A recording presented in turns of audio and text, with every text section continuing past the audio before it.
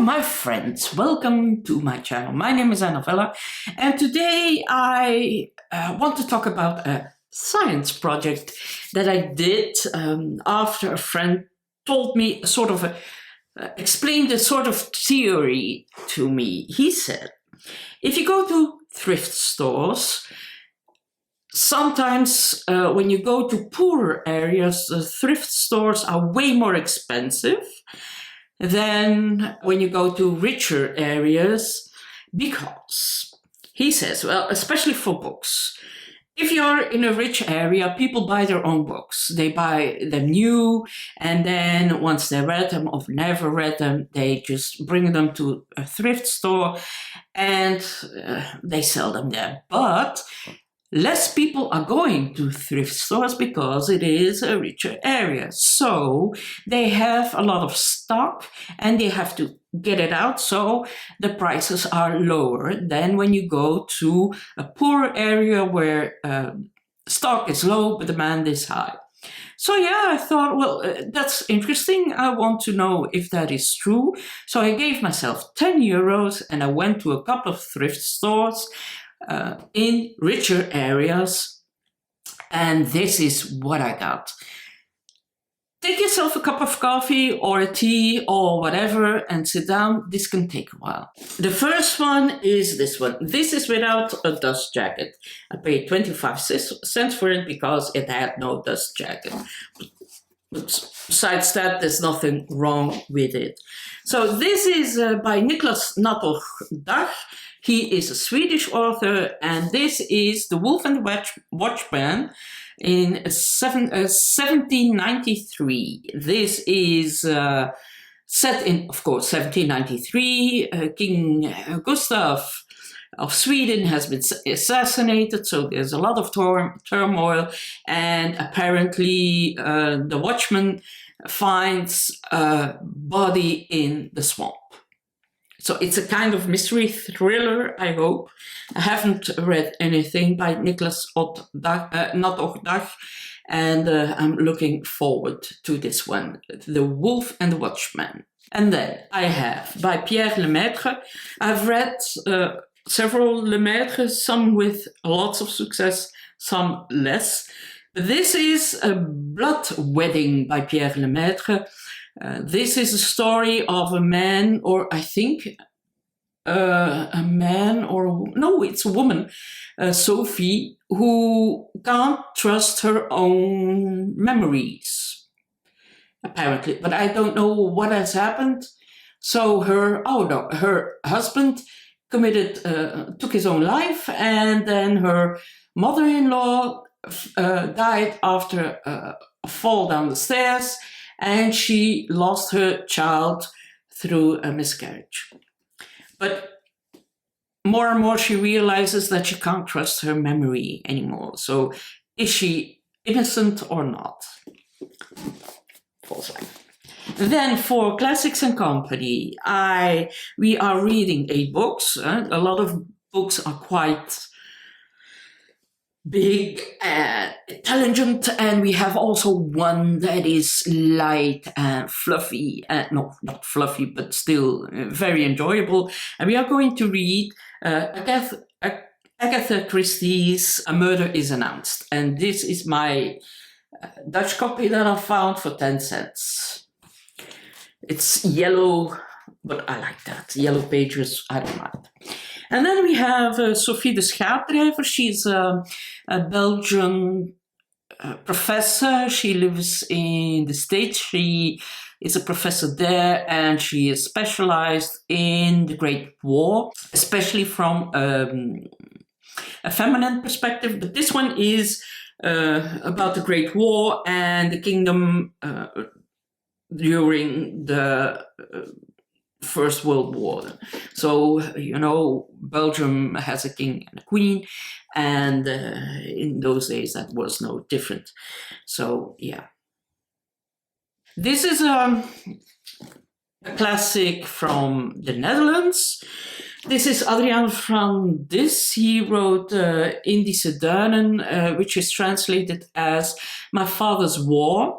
And this is a story about a man, a father, who was a soldier during the Second World War, but he was locked away in a Japanese concentration camp in Indonesia for 3 years. And when suddenly his daughter dies, so many years later, a lot of memories come back. So I'm really looking forward to reading this. Although the score on Goodreads is not that high, only 3.3, I believe, but who cares? And then I saw this one. This was also very cheap. This is Green Face by Gustav Meyrink. And this is written in 1916 in Germany. And it's, it's apparently a Kafkaesque mystery and something that happens set in Amsterdam and used as a symbol of European decadence and is ultimately destroyed.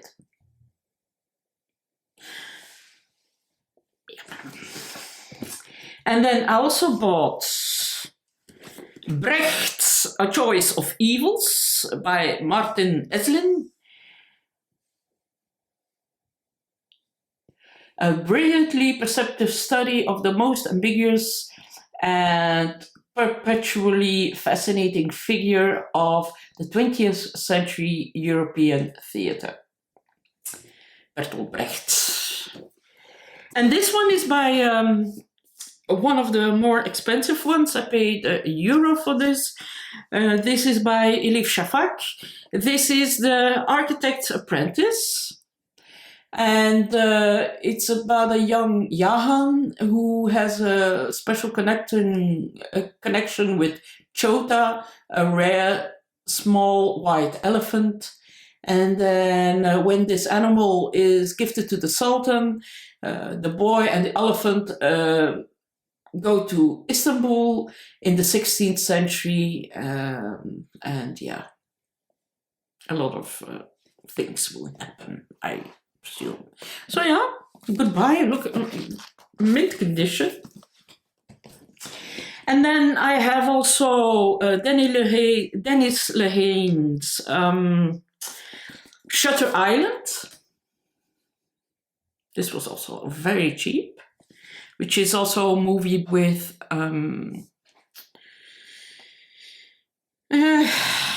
Leonardo DiCaprio. And then I have Robert Harris's Archangel. After the fall of the Soviet Union, historical Flug Teslo travels from Oxford to Moscow for a conference. And on one evening he is visited in his hotel room by an old guard of Lavrenti Beria. He was a head of the Stasi or the KGB, and he claims that he was present when Stalin died, and he talks about the mysterious notebook, apparently. I'm only translating as we go. Then I also bought a Dutch version. This was very cheap. This was only 10 cents because it was a bit dirty. This is an old version of The Well of Loneliness by Radclyffe Hall. This is a lesbian classic. I read it many years, 30 years ago. I didn't like it very much back then, so I'm curious to reread it and see with all my life lessons if I can understand it better now. And then I also have Thin Air by Anne Cleeves, a killer who leaves no trace, and a victim who vanishes into thin air. And then I also have, the English books were cheaper, Annie Proulx, Close Range, the Wyoming Stories. Oei. Venus Delta by Anais Nin. 15 stories. And then I have also, and this is a great coincidence because a friend of mine talked to me about this book, and I got it from the library, but luckily I found this copy. I've never seen it before, and then it was right in front of me. A Fraction of the Whole by Steve Toltz. This was €1. And yeah, look, it's immaculate. Immaculate when you're. And then I have still more. The Infatuations by Javier Marias.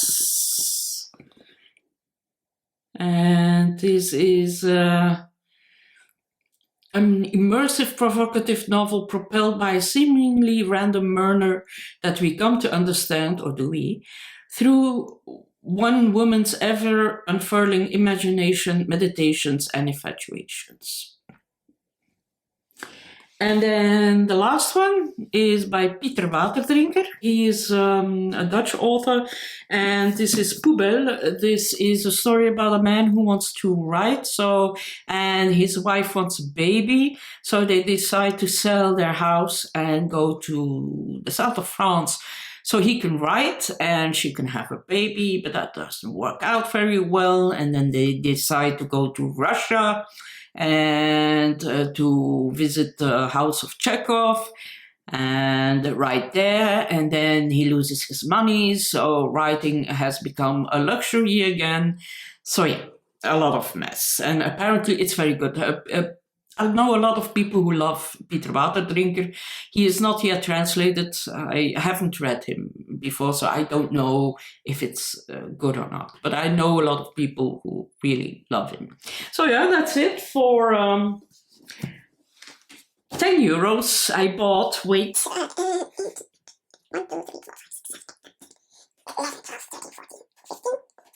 17 books. That's not bad, if you think. Talk to you later. Bye-bye.